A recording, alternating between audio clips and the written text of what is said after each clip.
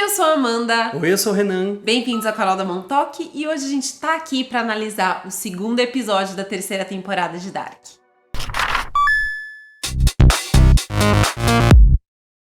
Se você não é inscrito nesse canal ainda, se inscreve, ativa o sininho de notificações, compartilha com seus amigos e deixa o like. É isso, segue a gente também lá no Instagram pra gente continuar conversando sobre as nossas séries preferidas e vamos ao review. Só que antes do review, é importante lembrar que aqui a gente vai dar spoilers até o último episódio, tá, gente? Exatamente. É review dos episódios, então tem spoiler. Até o e oitavo a gente episódio. pode comentar coisas que aconteceram lá no final. Então se você não assistiu tudo, tome cuidado. Assiste, tá bom? Eu esqueci de avisar no último vídeo, porque geralmente no Projeto Dark é assim, mas pra quem tá chegando agora, né, faz diferença saber dessas informações. Boa. E antes da gente começar o review, eu vou comentar também aqui alguns comentários maravilhosos que as pessoas deixaram no primeiro review, que eu vou deixar o card aqui pra vocês assistirem a primeira análise, caso vocês não tenham assistido. A primeira coisa, eu quero só fazer um edit aqui. Eu dei uma errada numa data. A data onde o Covil da Siquemundos é incendiado é em 1987. Exatamente. Quem me lembrou foi o Marco Vervieb. Desculpa se eu falei seu nome errado. A gente achou que era depois do apocalipse, mas não. A gente acabou se confundindo. Eles abandonaram antes. Mas essa é a intenção do projeto, a gente ir se comunicando e criando teorias, né? Eu acho também muito legal que o pessoal falou, a gente fez aquele questionamento sobre a Marta enxergar a outra Marta toda coberta de matéria e do Jonas enxergar o Michael, né? Exatamente, o Michael, Mikkel, enfim. E aí, deixa eu ver quem comentou. Por exemplo, o Elton Oliveira disse sobre isso, que a visão da Marta vendo ela mesma poderia ser algo como mundos conectados, então fragmentos e ecos que percorrem o espaço-tempo, provocando déjà vu de sonhos e visões, que é intensificado quando alguém usa viagem no tempo. Então, também teve gente que colocou, olha, a Marta 1 é o estopim para Marta 2 começar a viajar, começar a jornada dela, assim como o Mikkel é o estopim pro Jonas começar a jornada dele. Por isso que eles veem eles com aquela matéria escura e, claro, sendo um ciclo, são os fragmentos que vão, né, trabalhando de uma forma muito estranha. Então eu gostei dessas explicações. Eu gostei. Tem algumas outras teorias sobre isso, mas eu vou ler mais pra frente no decorrer aqui desse projeto, tá bom? Nossa, teve muita gente comentando muita coisa legal. Também tive aqui, a Cíntia reparou que é muito engraçado o Peter ser o reverendo. E quando a Elizabeth, na primeira temporada... Quando ela descreve o Noah, ela descreve exatamente as características do pai dela, né? Ela fala, era alto como o papai. Sim, exatamente. Ela descreve o reverendo exatamente, ela associa com o pai dela. Também colocaram aqui como o Jonas tem aquela conversa inicial com o Peter na primeira temporada e agora ele tem essa mesma conversa sobre o pai com o Peter no mundo 2. Exatamente. O que...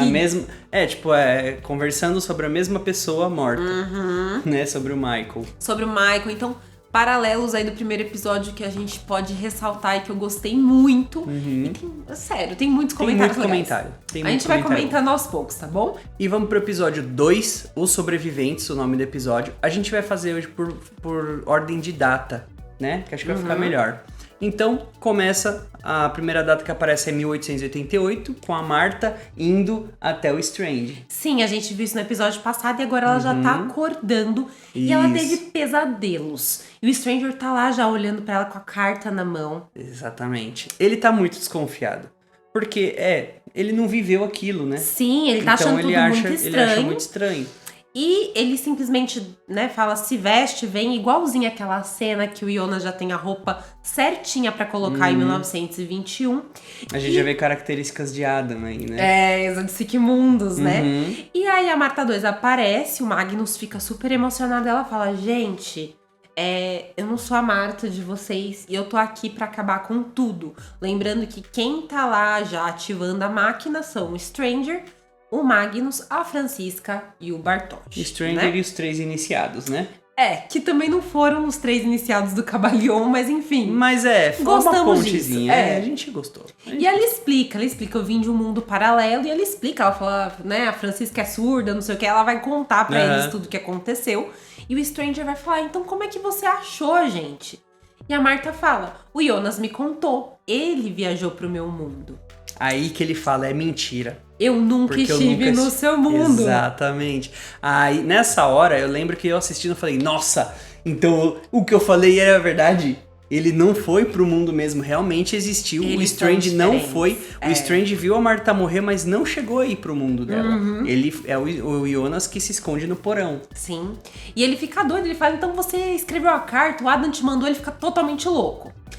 E aí, quem entra em cena, né, juntando aí todo esse plot de 88, é o Gustavo, que eu quase tive um surto. Eu achei que era o Mikkel, eu falei, meu Deus do céu. Aqui em casa a gente puxou Menino Mikkel. Nossa, foi muito doideira. Não foi? Foi, nossa, eu fiquei maluco. A gente filmou a nossa reação, acho que eu não tava filmando essa hora. Eu não sei, eu vou procurar. Qualquer coisa a gente coloca, mas nossa, foi um surto, não foi? Foi. Mas não é Menino Mikkel, é apenas Gustavo, que é aquele homem de cartola. Acho que eles colocaram de propósito pra gente fazer isso. Lógico que colocaram, tava todo mundo. Você acha? A expectativa tava muito alta pro Mikkel. O Gustavo é um descendente, né, do Tannhaus, ele é aí, né, da fábrica Tannhaus.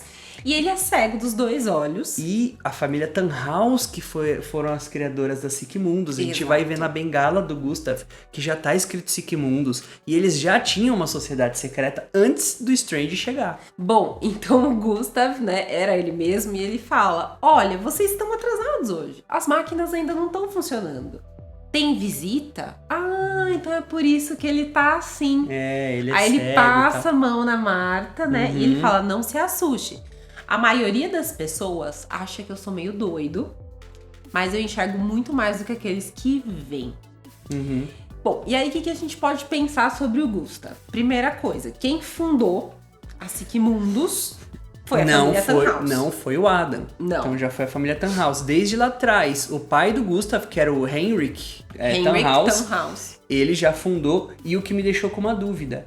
Será que essa historinha da família Tannhaus já rolou no mundo original? Porque a historinha seria, né, a gente vai ver mais pra frente, mas que a esposa do Henrik morre e eles querem desafiar, nossa, deu um negócio ruim na minha voz, eles querem desafiar o espaço-tempo. Pra ver se traz ela de volta. Sim. Ou pra impedir que ela morra. Então, isso daí no mundo original, será que rolou também? Porque o Tannhaus é estudioso disso, né?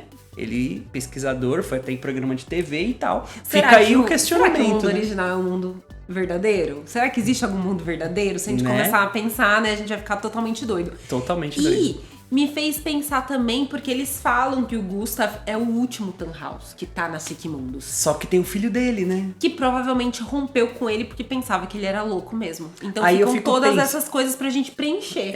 Eu fico pensando se o filho dele não voltou depois que ele viu que realmente era possível. Mas fiquem aberto aí, quem sabe ele tá na foto da Sigmundos, que ainda não foi resolvida, que a gente ainda quer resolver. A gente vai resolver essa foto. Se vocês querem que a gente resolva, deixa aqui nos comentários. Aliás, os comentários são de vocês pra gente continuar discutindo isso aqui. Qualquer coisa que a gente falar... É o filtro perfeito pra gente saber se a gente tá no caminho certo, então... Não, e pra gente construir isso junto, né? Sim, exatamente. Ainda em 88, nesse episódio, o Bartosz conta pra Marta que eles viajaram no momento do apocalipse. Eles queriam ir pra outro lugar com aparatos, mas eles acabaram caindo lá, digamos assim, né? Tipo, porque foi no momento da explosão, então deu errado. Exatamente. Quebrou a máquina e eles não conseguiam sair de lá. Sim, Aparatos tá vazia. E ele ainda fala, é difícil conseguir combustível do futuro aqui, certo? Exatamente. O Gustavo vai perguntar pro Stranger se a moça é uma viajante. E o Stranger nem responde, e ele começa a falar sobre o paraíso, sem dor, que ele pode criar, Sigmunds Creatus Est. Aí a gente vê da onde vem toda essa filosofia que nem veio do... Né? Não veio. Mas é muito legal, né? A hora que a gente vê a bengalinha lá, muito legal. Sensacional. E a gente acha que o Adam que construiu aquele covil, mas na verdade já é muito antigo aquilo. O Adam, bem antes de Strange o Jonas, chegar. ele só vai modificar pra ficar igual ele viu quando ele era jovem no Exatamente. futuro. Não, pera, no passado. Em Enfim, 1921 que ele vocês viu. entenderam. Nesse episódio, em 88 ainda, o Bartosz vai mostrar pra Marta a sede da Siquimundus. Que é aquela época que tinha as cadeirinhas e tal. Era Tem um monte de diferente. coisa bacana lá, né? Tem o astrolábio. Lembra que a gente comentou sobre o astrolábio, que é o instrumento de navegação e tudo mais? Então, se a gente começar a pausar, a gente vê vários instrumentos, lunetas, né? Tudo pra navegação, e é muito legal ver esses detalhes. E aí ela fica olhando no chão, exatamente em frente à mesinha. Tem uma mesinha lá do chefe, né? Tipo a mesa do chefe. E ela foca aquele lugar. A gente vai ver daqui a pouco por que ela focou. É aquela... A gente pode fazer aquele paralelo com o Strange na casa da Hannah. Olhando pro chão. Que foi lá. E aí, tudo bem. Aí, ele explica que a SIC é uma sociedade secreta, né? Que o único que sobrou é o velho Tannhaus, blá, blá, blá. O pai dele dedicou a vida inteira pra quebrar as leis do espaço-tempo, a máquina do tempo.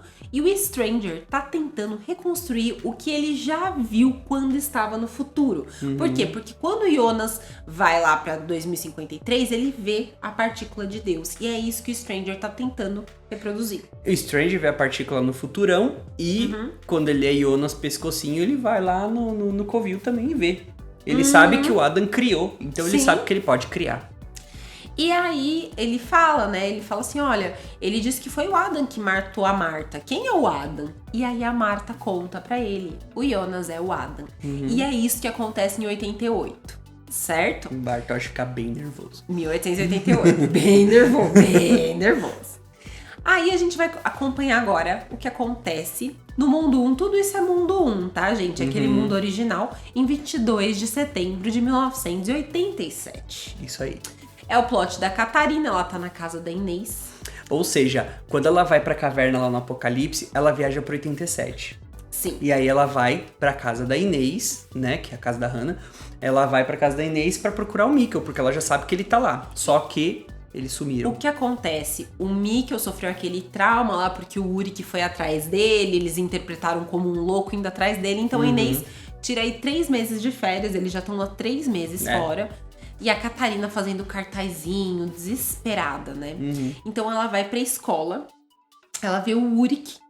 Inclusive eles focam no No Future atrás dele. O Uric não tem futuro mesmo, né? Inclusive achei interessante ele ter um negócio no nariz, um band-aid lá, um curativo. Porque o Uric mais velho tem uma cicatriz, um narizinho meio coisadinho assim. Coisadinho. Coisadinho. Então eles já deixaram aqui, tipo, eu achei legal. É um detalhezinho, mas... Sim, e o Uric sempre se metia, né, em brigas e tudo mais. E aí ela fala, você conhece esse menino? E o Uric fala alguma coisa assim, o louco do hospício deve ter pego de novo. E aí a Catarina fica ela confusa. Fica maluca. E chega a própria Catarina adolescente e a Hannah. E aí ela vê tudo aquilo, a Catarina fala, Catarina Albers, vamos pra aula. E a Catarina mais velha fala, eu lembro disso.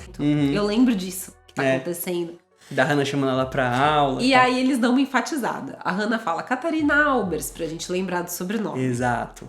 Exatamente. Eles vão pra aula e a Catarina fica sem entender. E quem dá a resposta pra ela é a Hannah.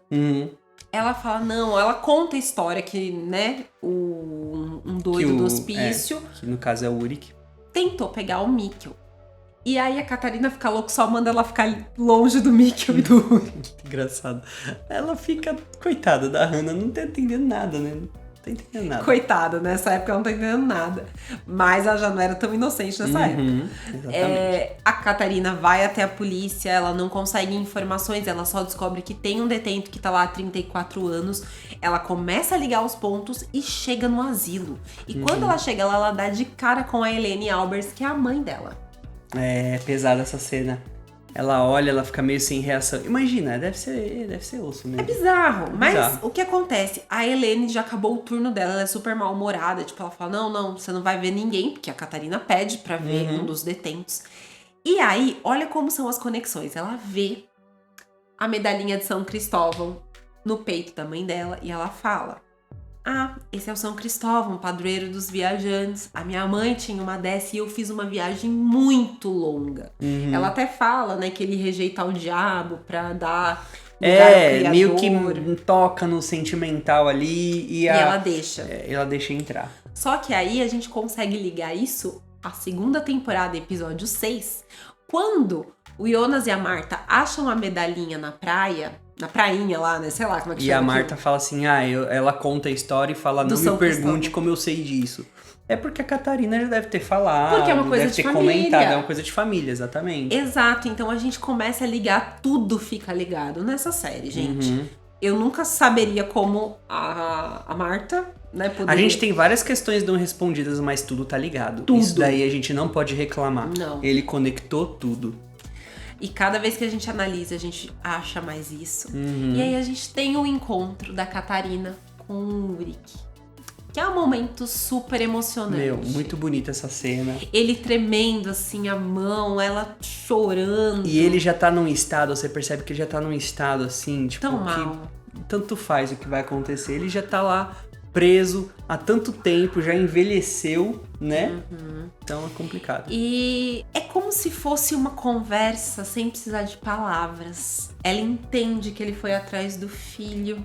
Ele entende que ela tá na mesma jornada. Ela compreende tudo que ele sofreu. Eles, né, pegam um na mão do outro. Ele só fala, eu sinto muito. Acabou. Ela desaba. E ela desaba e ela fala, eu vou tirar você daqui. Uhum. Ela quer salvar o filho e o marido. Mas aí esse núcleo fica muito triste, né? É muito. Porque mais pra frente a gente vai ver o que acontece. Mas é e muito bem... bonito como ele é encerrado, porque a gente vê aí o quê? Porque a gente tá em 87, a gente vê a Catarina adolescente lidando com a mãe sendo totalmente, assim, rude com ela, né? Mandando ela tirar as coisas da mesa, ela tava estudando. A gente começa a entender como foi a adolescência da Catarina e por que ela se tornou uma pessoa meio dura, assim, com a vida. Exatamente. Por que ela não queria ter filhos. Exatamente. Ela acaba tendo 3 filhos, né? Mas você vê que ela sempre teve esse lado com a mãe dela, assim, muito mal resolvido, né? Ela era uma boa mãe, principalmente quando você considera como foi a criação dela. Sim. Né? Sim. E ela não queria ter filhos exatamente por isso. Eu acho que aí ela volta atrás e tudo mais, mas a gente entende. Que a mãe dela também sofreu muito. A gente vai ver ela mais pra frente. Que deve ter sido punk o negócio pra ela. Beleza, a gente vai ver agora outro núcleo, que é o da família Nielsen. A Jana e o Trond estão enterrando simbolicamente o Mads, que a gente achou que fosse aparecer nessa temporada, não apareceu Ele também. apareceu, morto. E o caixão tá vazio, é simbólico. E aí a gente vê o pai da Catarina, né? Que é o Herman Albert, se não me engano. E ele fala, olha, Jana, pelo menos vocês têm um ao outro. E aí a Jana faz um caso de família. Nossa, mas o Tronte mereceu, vai. Ela fala pra todo mundo que tá lá que ele tava com a Cláudia enquanto o garoto desaparecia, enquanto o próprio filho desaparecia. E ela fala, se você colocasse a sua energia em contra ele, ele teria aparecido. E pra provar, ela pega lá tipo uma bolsa, uma pasta que ele tem. E só joga tudo, foto de jornal, um monte de coisa da não Cláudia. tem nada do Mads, Não só tem nada. da Cláudia. Exatamente. Né? Do desaparecimento da Cláudia e tudo mais. E tem lá até um negócio de jornal falando, olha, ela desapareceu no mesmo dia que o pai foi encontrado morto. Enfim, eles fizeram uma investigação sobre isso. E o Tronte vai continuar investigando o desaparecimento da Cláudia, inclusive na usina. Ele vai lá falar com a Jasmine, que é a secretária dela. E a Jasmine fala, eu já contei tudo, mas ela acaba deixando escapar que a Cláudia, na semana que desapareceu, tava bem desleixada. Ela sempre foi muito vaidosa, se arrumava e tal. E ela usou a mesma roupa 2 vezes. Tava então sem tava, dormir. tava estranha. Ela tava desmarcando compromisso. E aí ela fala que uma delegação senhora... francesa que o diga, né?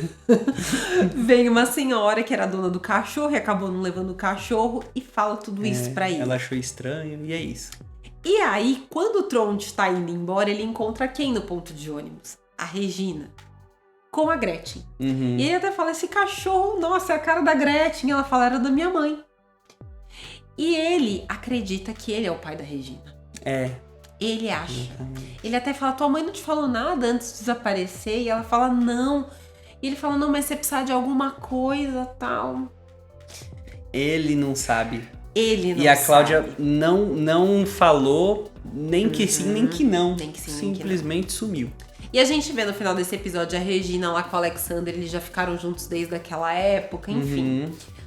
Ainda nessa data de 87, a gente vê o trio, personagem desconhecido, indo até a usina pegar aquele livro preto que o Bernard deu pra Cláudia, com todas as informações sobre o acidente de 86. E quem tá lá, coitada? Yasmin. Grávida. Exato. E ela morre. E ele fala antes, o inferno está vazio e todos os demônios estão aqui. É uma frase de Shakespeare que aparece durante acho que a segunda temporada. Se eu estiver errado, vocês podem me corrigir. Eu acho que é a segunda temporada. É uma frase pesada, né? Aí a gente também vê nessa data a Jana com a pulseira que o Tronte deu pra ela, que é aquela cobra Ouroboros, né? O Tronte chega e ela fala, você tem que tomar uma decisão.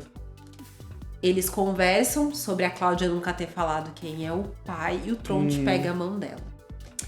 Dá a entender que, tipo, não, tá bom, eu decido ficar com você. Mas a gente vai ver mais pra frente que ele continua seguindo a Cláudia, né? Não tem jeito. Ele não tem outra opção no momento. A opção é a família dele, ele fica com a Jana, mas ele sempre foi leal à Cláudia. Exato.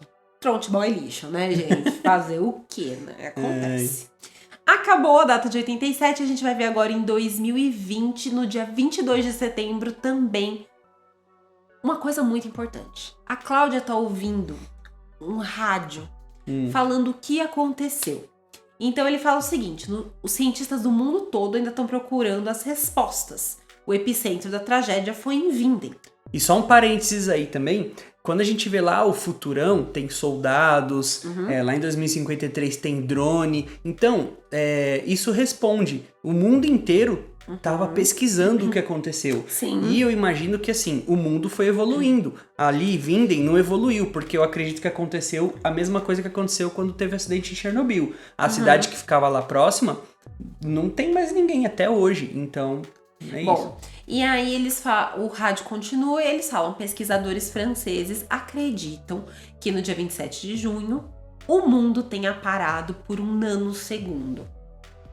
O apocalipse fez o mundo parar por 1 nanosegundo. Isso vai ser muito importante na resolução, certo, gente? E aí ele fala, isso poderia ter resultado em divergência de maré, maremotos ao redor do mundo, fenômenos meteorológicos, pane nos sistemas elétricos, quedas de aviões, interrupção do fornecimento das usinas e não há sinais de estabilização da situação.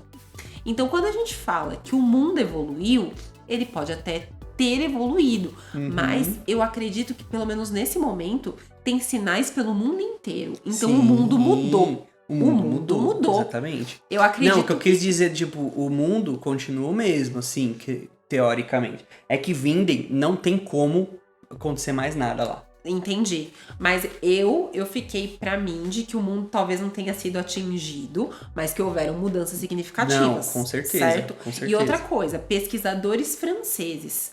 Existiu... a Alemanha é muito próxima à França. Eu acho que a delegação francesa sempre ia pra lá porque eles realmente estavam interessados na produção da usina, em parcerias e tudo mais.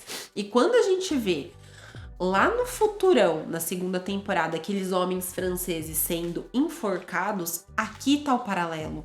Os franceses tentaram estudar o que estava acontecendo. Exatamente. E em algum momento eles suspeitaram certo. E aí a gente pode também associar com o trio.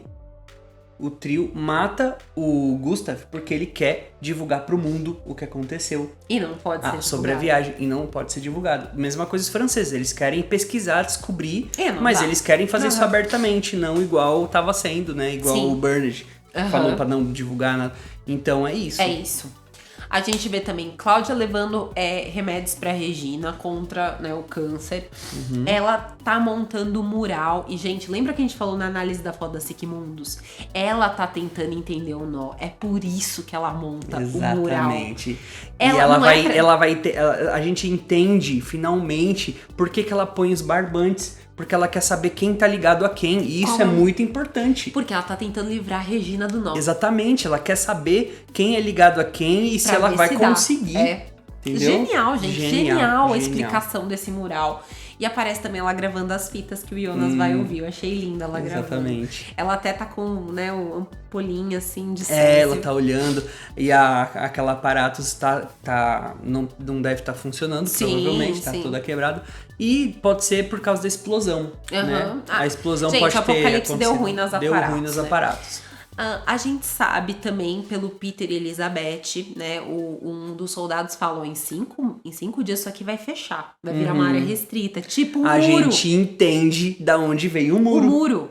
O mundo teve que fechar e construir um muro. Então não foi esse aqui, Exato. mundos, foi os soldados. Porque é a mesma coisa, Faz a gente sentido. associa com Chernobyl.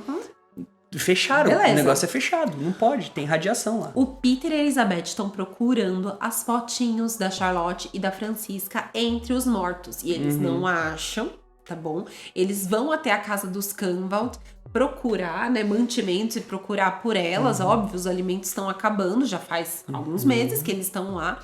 E a Elizabeth encontra o Noah. O Noah tá meio que perseguindo ele, está de olho na Elizabeth, né? Ele fala que ele tá nas cavernas, que ele tá morando lá. E o Peter não quer contato dos dois, né? Ele manda ele embora e o Noah fala, depois que você morrer, eu que vou cuidar dela. E tem uma coisa também que eu reparei nessa parte, é que quem nasce em Vinden não sai de Vinden mesmo.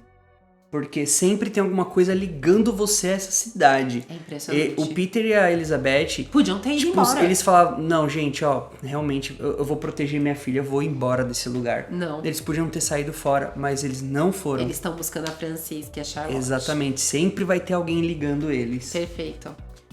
A Ellie depois, né? A Ellie, eu sou super íntima. A Elizabeth tem, tipo, uma discussão com o Peter. Fala que não é mais uma criança. Ela tá muito estressada com tudo isso, né? Não, realmente, né? E o Noah, a gente vê que o Noah jovem tá lá liberando a caverna. A gente ainda vê o Tronte velhinho lá em 2020.